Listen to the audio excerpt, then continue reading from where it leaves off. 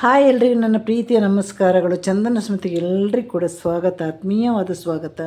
ಇವತ್ತು ನಮ್ಮ ಭಾರತ ದೇಶ ಕಂಡ ಒಂದು ಸಂಗೀತ ಲೋಕದ ದೈತ್ಯ ಪ್ರತಿಭೆ ಬಗ್ಗೆ ನಾನು ಮಾತಾಡಲಿಕ್ಕೆ ಬಂದಿದ್ದೇನೆ. ಇದು ನಮ್ಮ ಆಶಾ ಭೋಸ್ಲೆ ಅಂದರೆ ಯಾರಿಗೆ ಗೊತ್ತಿಲ್ಲ ಹೇಳಿ, ಅವರ ಹಾಡುಗಳನ್ನು ಕೇಳದವರು ಯಾರಿದ್ದಾರೆ? ಅವರು ಎಷ್ಟು ಸಾಧಾರಣವಾಗಿ ಒಂದು 20 ಭಾಷೆಯಲ್ಲೂ ಅದಲ್ಲದೆ ಬೇರೆ ಬೇರೆ ರೀತಿಯ ಹಾಡುಗಳನ್ನು ಹಾಡಿದ್ದಾರೆ. ಕೆಲವು ಗಾಯಕಿಯರು ಒಂದೇ ಹಾಡಿಗೆ ಸೀಮಿತವಾಗಿರ್ತಾರಲ್ವ, ಅವರು ಹಾಗೆಲ್ಲ ಬೇರೆ ಬೇರೆ ಪಾಪ್ ಹಾಡುಗಳು, ಅದಲ್ಲದೆ ಐಟಮ್ ಸಾಂಗ್ಸ್, ಮೆಲೋಡಿ ಎಲ್ಲ ರೀತಿಯ ಹಾಡನ್ನು ಹಾಡಿ ಸೈ ಅಂತ ಅನ್ನಿಸ್ಕೊಂಡವರು. ಅಂಥ ಒಂದು ವಿಶೇಷ ಒಂದು ಪ್ರತಿಭೆ ಬಗ್ಗೆ ಇವತ್ತು ನಾವು ಒಂದೆರಡು ಮಾತುಗಳನ್ನು ಇಲ್ಲಿ ಹಾಡಲೇಬೇಕು. ಯಾಕಂದರೆ ನಾವು ಪ್ರತಿಯೊಬ್ಬರು ಆಶಾ ಭೋಸ್ಲೆಮ್ಮ ಅವರ ಹಾಡುಗಳನ್ನು ಕೇಳ್ತಾ ಕೇಳ್ತಾ ಬೆಳೆದವರಲ್ವ. ಎಷ್ಟೆಷ್ಟು ಒಳ್ಳೆಯ ಹಾಡುಗಳನ್ನು ಅವರು ಹಾಡಿದ್ದಾರೆ. ಜಾಯಿಯೇ ಪಗ ಜಾಯಿಯೇ ಈ ನಜರ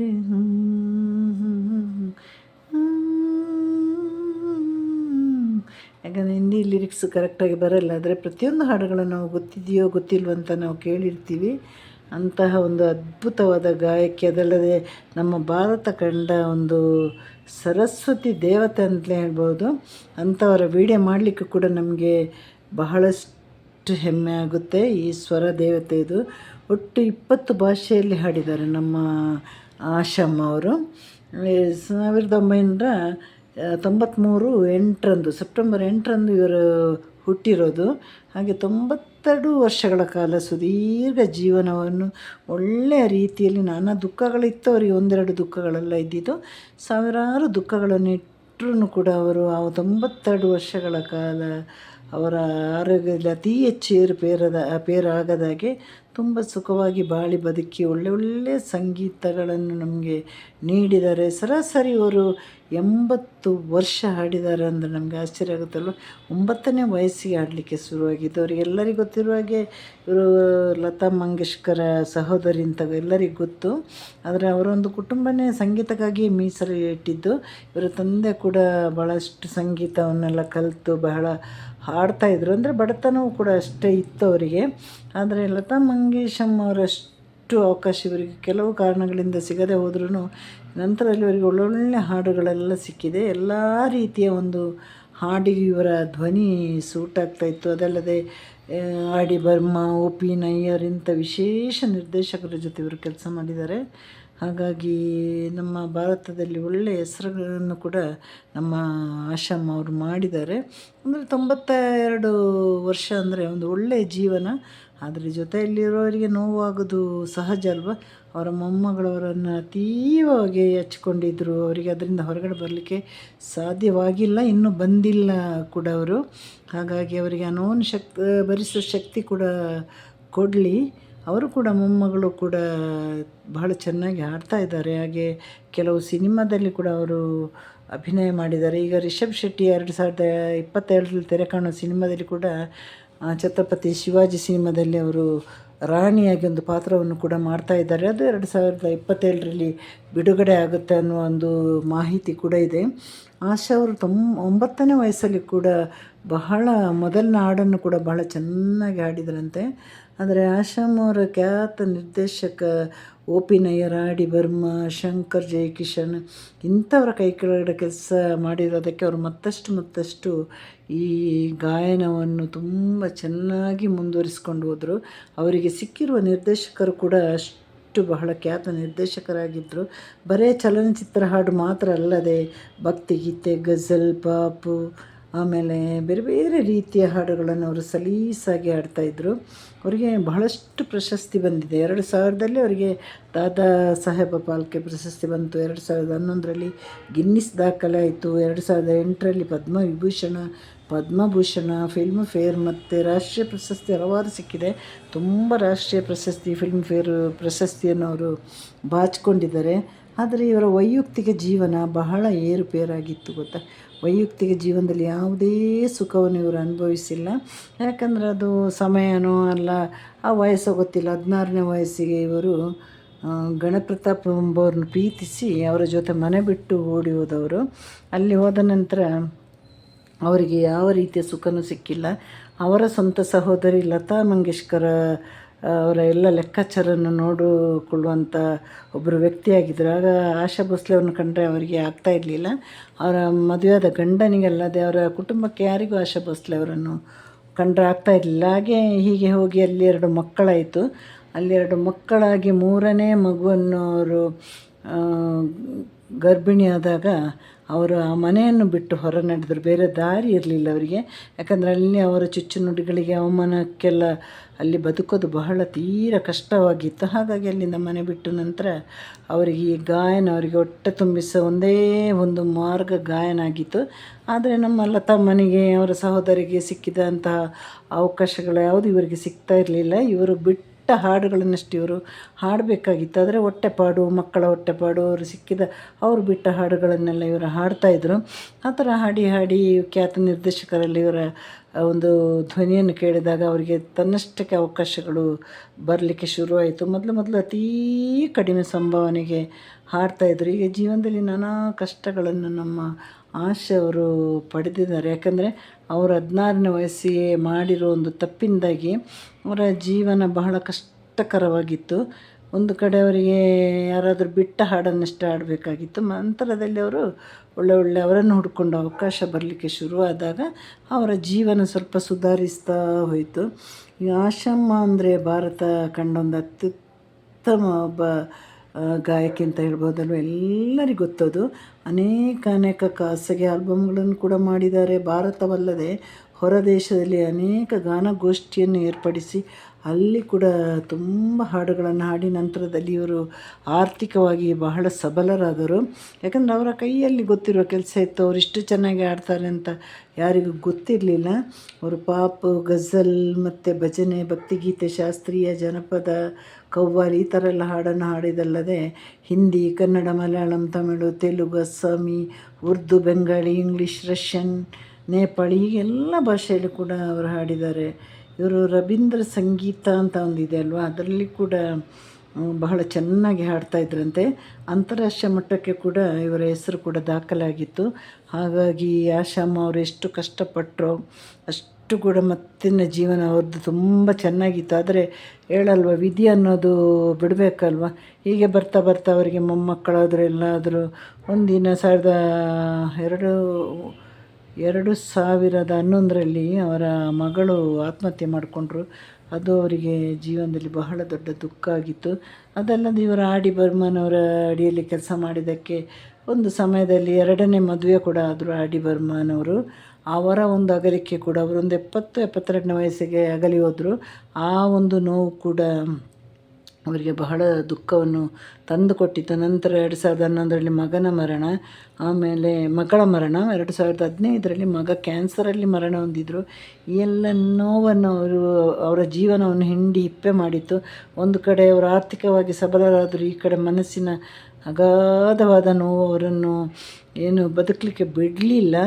ಆದರೆ ಅವರು ಈ ಮೊಮ್ಮಕ್ಕಳಿಗೆ ಮತ್ತು ಅವರಿಗೆ ಸಿಕ್ಕಿರುವ ಹಾಡುಗಳಿಗೋಸ್ಕರ ಅವರ ಜೀವನವನ್ನು ಮತ್ತೆ ರೂಪಿಸಿದರು. ಯಾಕಂದರೆ ಅವರನ್ನು ಅಪಾರವಾಗಿ ಮೊಮ್ಮಕ್ಕಳನ್ನು ಪ್ರೀತಿ ಮಾಡ್ತಾಯಿದ್ರು. ಮೊಮ್ಮಕ್ಕಳು ಕೂಡ ಅಷ್ಟೇ. ಆಶಾಮ್ಮ ಅಂದರೆ ಅಜ್ಜಿ ಅಂದರೆ ಬಹಳ ಇಷ್ಟಪಟ್ಟು ಪ್ರೀತಿ ಮಾಡ್ತಾಯಿದ್ರು. ಅದರಲ್ಲಿ ಅವರ ಜೊತೆ ಕೈಯಲ್ಲಿದ್ದ ಹಾಡುಗಳು ಇವೆಲ್ಲ ಸೇರಿ ಅವರೆಲ್ಲ ನೋವನ್ನು ಮನಸ್ಸಲ್ಲಿ ಇಟ್ಕೊಂಡು ಆದಷ್ಟು ಈ ಮೊಮ್ಮಕ್ಕಳಿಗೋಸ್ಕರ ಅಥವಾ ಅವರಿಗೆ ಹಾಡಿಗೆ ಒಂದು ಏನು ಅದಕ್ಕೆ ಒಂದು ನ್ಯಾಯ ಕೊಡಿಸಬೇಕು ಅಂತ ಅವರೆಲ್ಲ ಆ ನಿಮಿಷದಲ್ಲೆಲ್ಲ ದುಃಖವನ್ನು ಮರೆತು ಅವರು ತುಂಬ ಚೆನ್ನಾಗಿ ಬದುಕಲಿಕ್ಕೆ ಶುರು ಮಾಡಿದರು. 92 ವರ್ಷಗಳ ಕಾಲ ಅವರು ಒಂದು ರೀತಿಯಲ್ಲಿ ಒಳ್ಳೆಯ ಜೀವನ ನಡೆಸಿದರು. ಆದರೆ ಅವರು ಯಾವತ್ತೂ ಈ ಹಾಡಿನಿಂದ ಹಿಂದೆ ಸರಿಲಿಕ್ಕೆ ಅವರು ತಯಾರಿರಲಿಲ್ಲ. ಯಾಕಂದರೆ ಅವರಿಗೆ ಶಕ್ತಿ ಇತ್ತು, ಆರೋಗ್ಯ ಇತ್ತು. ಅವರಿಗೆ ವಾಯ್ಸಿಗೆ ಎಂದೂ ಅವರ ವಾಯ್ಸಿಗೆ ವಯಸ್ಸಾಗಿರಲಿಲ್ಲ. ಇವರು ಮೊದಲು ಮದುವೆಯಾಗಿದ್ದು ಗಣಪತರಾವ್ ಅವರ ಸಹೋದರಿಯವರು ವೈಯಕ್ತಿಕ ಕಾರ್ಯದರ್ಶಿ, ಇವರ ಕಾರ್ಯದರ್ಶಿ ಆಗಿದ್ದರು ಲತಮ್ಮ ಅವ್ರದ್ದು. ಅಲ್ಲಿ ನೋಡಿ ಅಕ್ಕ ತಂಗಿಯವರ ನಡುವೆನೂ ಒಂದು ಮನಸ್ತಾಪ ಇತ್ತು. ಯಾಕೆಂದರೆ ಅವರ ಅಣ್ಣನನ್ನೇ ಇವರು ಮದುವೆ ಆಗಿದ್ರಲ್ವ, ಅವರ ತಂಗಿನೇ ನಮ್ಮ ಲತಮ್ಮ ಅವರ ಹತ್ರ ಕೆಲಸ ಮಾಡ್ತಾಯಿದ್ರು. ಅವರ ಮುಖ್ಯವಾಗಿ ಅವರಿಗೆ ಒಂದು ದಾಂಪತ್ಯ ಜೀವನದಲ್ಲಿ ಬಿರುಕು ಮೂಡಲಿಕ್ಕೆ ಅದವರ ಗಣಪತರಾವ್ ಅವರ ಕುಟುಂಬವೇ ಕಾರಣ ಅಂತ ಹೇಳ್ಬೋದು. ನಂತರದ ಜೀವನದಲ್ಲಿ ಅವರು ಕಷ್ಟ ಸುಖ ಏಳು ಬೀಳು ಎಲ್ಲವನ್ನು ಸಹಿಸ್ಕೊಂಡು ಮುಂದೆ ನಡೆದರು. ಹಿಂದೆ ತಿರುಗಿ ನೋಡಲೇ ಇಲ್ಲ. ಅವಕಾಶಗಳು ಅವರಿಗೆ ಎಂದೂ ಕೂಡ ಕಡಿಮೆ ಆಗಲಿಲ್ಲ. ಅವರು ಮಕ್ಕಳನ್ನು ಬೆಳೆಸಿ ದೊಡ್ಡವರನ್ನಾಗಿ ಮಾಡಿ ಅನಂತರದಲ್ಲಿ ಅದರಲ್ಲಿ ಮದುವೆಯಾಗಿ ಒಳ್ಳೊಳ್ಳೆ ಮೊಮ್ಮಕ್ಕಳು ಕೂಡ ಸಿಕ್ಕಿದರು. ಇವರ ಪಾಲಿನ ಒಂದು ಏನು ಅದೃಷ್ಟ ಮಕ್ಕಳಾಗಿದ್ದರು. ಯಾಕಂದರೆ ಮೊಮ್ಮಕ್ಕಳು ನೋಡಲಿಕ್ಕೂ ಬಹಳ ಸುಂದರವಾಗಿದ್ದರು. ಅದೆಲ್ಲ ದೇವರು ಬಹಳವಾಗಿ ಇವರು ಪ್ರೀತಿಸ್ತಾಯಿದ್ರು, ಇವರನ್ನು ಕೂಡ ಪ್ರೀತಿಸ್ತಾಯಿದ್ರು. ಆದರೆ ತವರು ಮನೆಗೆ ಸೇರಿದ ನಂತರ ಆಶಾ ಅವರಿಗೆ ಆ ಮೊದಲಿನ ಒಂದು ಗೌರವ ಮನ್ನಣೆ ಯಾವುದು ಸಿಕ್ಕಿಲ್ಲ. ಯಾಕೆಂದರೆ ಬಂದಾಗ ಅವರಿಗೆ 2 ಮಕ್ಕಳನ್ನು ಇಟ್ಟು ಗರ್ಭಿಣಿಯಾಗಿ ಬಂದಾಗ ಅವರಿಗೆ ಅಲ್ಲಿಯೂ ಕೂಡ ಸ್ವಲ್ಪ ಅವಮಾನ ಕಷ್ಟಗಳು ಎಲ್ಲವೂ ಇತ್ತು. ಕೊನೆಗೆ ಅವರ ಕೈಯಲ್ಲಿರೋ ಒಂದು ಏನು ಹೇಳೋದು, ಈ ಗಾಯನ ಅನ್ನೋ ಒಂದು ಕೆಲಸದಿಂದಲೇ ಮತ್ತೆ ಅವರು ತಾನಾಗಿ ಮುಂದೆ ಬಂದಿದ್ದು. ಯಾಕಂದರೆ ಅವರಿಗೆ ಸಂಗೀತ ನಿರ್ದೇಶಕರು ಆಮೇಲೆ ನಿರ್ಮಾಪಕರು ಎಲ್ಲರ ಬೆಂಬಲ ಇತ್ತು. ಅದಲ್ಲದೆ ಇಳೆಯರಾಜ ಅವರ ಸಂಗೀತಕ್ಕೂ ಅವರು ತಮಿಳು ಚಿತ್ರಕ್ಕೂ ಕೂಡ ಹಾಡಿದ್ದಾರೆ. ಒಳ್ಳೆಯ ಹಾಡುಗಳನ್ನು, ಕೆಲವು ಹಾಡುಗಳನ್ನು ಹಾಡಿದ್ದಾರೆ. ಅದೆಲ್ಲ ನಮ್ಮ ಕನ್ನಡದಲ್ಲಿ 3 ಹಾಡುಗಳನ್ನು ಹಾಡಿದ್ದಾರೆ. ಹಾಗಾಗಿ ನಮ್ಮ ಆಶಾಮ್ಮನ ಕಂಡ್ರೆ ಎಲ್ರಿಗೂ ಪ್ರೀತಿ ಇತ್ತು. ಅವರ ಮಾತುಗಳು ಅಷ್ಟು ಸುಮಧುರವಾಗಿತ್ತಂತೆ. ಯಾರು ಹೋದರೆ ಮನೆಗೆ ಹೋದರೆ ಅತೀವ ಗೌರವವನ್ನು ಕೂಡ ಅವರು ಕೊಡ್ತಾಯಿದ್ರು. ಹಾಗಾಗಿ ನಮ್ಮ ಆಶಾ ಭೋಸ್ಲೆ ಅವರನ್ನು ನಮಗೆ ಎಷ್ಟು ಹೊಗಳಿದ್ರು ಕೂಡ ಸಾಲಲ್ಲ. ಯಾಕಂದರೆ ಒಂದು ಕಡೆ ಅವರ ಹಾಡು, ಒಂದು ಕಡೆ ಅವರ ಜೀವನದ ಕತೆ, ಒಂದು ಕಡೆ ಅವರು ಯಾವತ್ತೂ ಜನಗಳ ಮುಂದೆ ಆ ದುಃಖವನ್ನು ತೋರ್ಪಡಿಸಿಲ್ಲ. ಈಗ ಆರ್ ಡಿ ಬರ್ಮನ್ ಅವರ ಸಹಭಾಗಿತ್ವದೊಂದಿಗೆ ಅವರು ತುಂಬ ಹಾಡುಗಳನ್ನು ಮಾಡಿದ್ದಾರೆ. ಹಾಗಾಗಿ ಅವರ ಇಬ್ಬರ ಅನ್ಯೋನ್ಯತೆ ಕೂಡ ಅವರಿಬ್ಬರ ಮದುವೆಗೆ ಅದೊಂದು ಕಾರಣ ಇತ್ತು. ಅವರು ಪ್ರೀತಿಯಿಂದ ಅವರು ಬಾಬ್ ಅಂತ ಕರಿತಾ ಇದ್ರಂತೆ ಆರ್ ಡಿ ಬರ್ಮ ಅವರನ್ನು. ಹಾಗೆ ಅವರ ಕೆಲವು ಸಂಗೀತದ ಇನ್ಸ್ಟ್ರುಮೆಂಟನ್ನು ಕೂಡ ಅವರು ಕೊನೆ ತನಕ ಅದನ್ನು ಕಾಪಾಡಿಕೊಂಡೇ ಬಂದಿದ್ದಾರೆ. ಹಾಗೆ ಉ ಪಿ ನಯ್ಯರ್ ಅವರಿಗೂ ಕೂಡ ನಮ್ಮ ಆಶಾ ಭೋಸ್ಲೆ ಅವರ ಹಾಡುಗಳು ಬಹಳ ಇಷ್ಟವಾಗ್ತಾಯಿತ್ತು. ಅವರಿಬ್ಬರ ಒಂದು ಜೋಡಿಯ ನಡುವೆ ಬಂದ ಹಾಡುಗಳು ಸುಮಧುರವಾಗಿತ್ತು. ನಮ್ಮ ಕಿಶೋರ್ ಕುಮಾರ್ ಮತ್ತು ಮೊಹಮ್ಮದ್ ರಫೀಕ್ ಹೀಗೆ ಒಳ್ಳೊಳ್ಳೆ ಮೇರು ಗಾಯಕರೊಂದಿಗೆ ಆಶಾ ಭೋಸ್ಲೆ ಅವರು ಹಾಡಿದ್ದಾರೆ. ಅದಲ್ಲದೆ ಜೇಸ್ತಸ್ ಅವರ ಜೊತೆ ಹಾಡಿದ್ದಾರೆ. ಜೇಸ್ತಸ್ ಅವರಂದರೆ ಅವರಿಗೆ ಪಂಚಪ್ರಾಣ, SPB ಅವರ ಜೊತೆ ಹೀಗೆ ಖ್ಯಾತ ಗಾಯಕರೊಂದಿಗೆಲ್ಲ ನಮ್ಮ ಆಶಮ್ಮ ಅವರು ಹಾಡಿದ್ದಾರೆ. ಈ ಆರ್ ಡಿ ಬರ್ಮ ಅವರ ಮರಣ, ಮಗಳ ಮರಣ ಮತ್ತು ಮಗನ ಮರಣ ಇದು ಇವರನ್ನು ಅವರ ಅಂತರಾಳವನ್ನು ಬಹಳವಾಗಿ ಕುಗ್ಗಿಸಿದೆ. ಯಾಕಂದರೆ ಪ್ರತಿಯೊಂದು ಸಂದರ್ಶನದಲ್ಲೂ ಅದರ ಬಗ್ಗೆ ಅವರು ಹೇಳ್ತಾಯಿದ್ರು. ಹಾಗಾಗಿ ಹೇಳಲ್ವ, ಪುತ್ರ ಶೋಕ, ಅದೆಷ್ಟು ದೊಡ್ಡವರಾಗಲಿ ಎಷ್ಟು ಚಿಕ್ಕವರಾಗಲಿ ಬಡವರಾಗಲಿ ಶ್ರೀಮಂತರಾಗಲಿ ಪುತ್ರ ಶೋಕಂ ನಿರಂತರ ಅಲ್ವ. ದಶರಥನನ್ನೇ ಬಿಟ್ಟಿಲ್ಲ ಅಂದಮೇಲೆ ಬಾಕಿ ಇರುವ ಜನಗಳನ್ನು ಖಂಡಿತವಾಗಿ ಬಿಡೋದೇ ಇಲ್ಲ ಅದು. ಹಾಗಾಗಿ ಇದೆಲ್ಲ ನೋವನ್ನು ಇಟ್ಕೊಂಡು ಕೂಡ ಅವರು ಹಾಡನ್ನು ಕೊನೆಯ ತನಕ ಅವರು ಬಿಟ್ಟಿಲ್ಲ. ಅವರು ಹಲವಾರು ಸ್ಟೇಜ್ ಕಾರ್ಯಕ್ರಮಗಳನ್ನು ಕೊಟ್ಟಿದ್ದಾರೆ. ಯಾವುದೇ ಫಿಲ್ಮ್ ಫೇರ್ ಪ್ರಶಸ್ತಿ ಆಗಲಿ ಅಥವಾ ಎಲ್ಲೇ ಅವರು ಯಾವುದೇ ಒಂದು ಕಾರ್ಯಕ್ರಮ ಇರಲಿ, ಅಲ್ಲಿ ನಮ್ಮ ಆಶಮ್ಮನವರ ಹಾಡು ಕೂಡ ಇತ್ತು. ಅವರು ಕ್ಯಾಬರೆ ಡ್ಯಾನ್ಸಿಗೆಲ್ಲ ಬಹಳವಾಗಿ ಚೆನ್ನಾಗಿ ಹಾಡ್ತಾಯಿದ್ರು. ಆಮೇಲೆ ಸ್ಯಾಡ್ ಸಾಂಗನ್ನು ಅದೇ ರೀತಿಯಲ್ಲಿ ಸ್ಯಾಡ್ ಸಾಂಗನ್ನು ಕೂಡ ಹಾಡ್ತಾಯಿದ್ರು. ಈಗ ಅವರ ಒಂದೊಂದು ಹಾಡುಗಳನ್ನು ನಾವು ಕೇಳ್ತಾ ಹೋದರೆ ನಿಜವಾಗ್ಲೂ ಅವರು ಇನ್ನೂ ನಮಗೆ ನಮ್ಮ ಕಣ್ಣ ಮುಂದೆಯಿಂದ ಅವರು ಹೋಗಿಲ್ಲ ಅಂತ ನಮಗೆ ಅನ್ನಿಸ್ತಾ ಇದೆ. ಯಾಕಂದರೆ ಯಾವಾಗಲೂ ಅವರ ದೇಹ ಇಲ್ಲ ಅಂದ್ರೂ ಅವರ ಶಬ್ದ, ಅವರ ಆತ್ಮ ನಮ್ಮ ಈ ಭೂಮಿಯಲ್ಲಿ ಶಾಶ್ವತ ಅಲ್ವ. ಒಂದು ಸಲ ಹುಟ್ಟಿದರೆ ನಮಗೆಲ್ರಿಗೂ ಅನಿಸುತ್ತೆ ಈ ಥರ ಸಾಧಕಿಯಾಗಿ ಹುಟ್ಟಬೇಕು. ಯಾಕಂದರೆ ಈ ಭೂಮಿ ಇರುವವರಿಗೆ ಖಂಡಿತವಾಗಿ ಅವರ ಹಾಡುಗಳು, ಅವರಿಗೆ ಸಿಕ್ಕಿರುವ ಹಾಡುಗಳು ಹಾಗೆ ಇದೆ. ಆಮೇಲೆ ಅವರ ಧ್ವನಿ ಆಗಿತ್ತು, ಅದಕ್ಕೆ ನ್ಯಾಯ ಕೊಟ್ಟಿದ್ದು ಹಾಗೆ ಇತ್ತು. ಎಲ್ಲ ಕಾರಣದಿಂದಾಗಿ ಅವರ ಹಾಡುಗಳು ಶಾಶ್ವತವಾಗಿ ಉಳಿಯಿತು. ಅದಲ್ಲದೆ ಅವರನ್ನು ತುಂಬ ಹೆಚ್ಚಾಗಿ ಹಚ್ಕೊಂಡಿರೋ ಒಬ್ಬರು ಮೊಮ್ಮಗಳಿದ್ದರು, ಅವರ ಮಗನ ಮಗಳು. ಅದು ಅವರಿಗೆ ಮಾತ್ರ ಈ ನೋವಿಂದ ಹೊರಬರಲಿಕ್ಕೆ ಸ್ವಲ್ಪ ಕಷ್ಟನೇ ಆಗ್ತಾಯಿದೆ. ಯಾಕೆಂದರೆ ಅವರು ಸದಾಕಾಲ ಅವಳು ಅಜ್ಜಿ ಜೊತೆನೇ ಇದ್ದಿದ್ದು. ಈ ಪ್ರಪಂಚದಲ್ಲಿ ಹುಟ್ಟು ಸಾವು ಎಲ್ಲವೂ ಸಹಜ ಅಲ್ವ.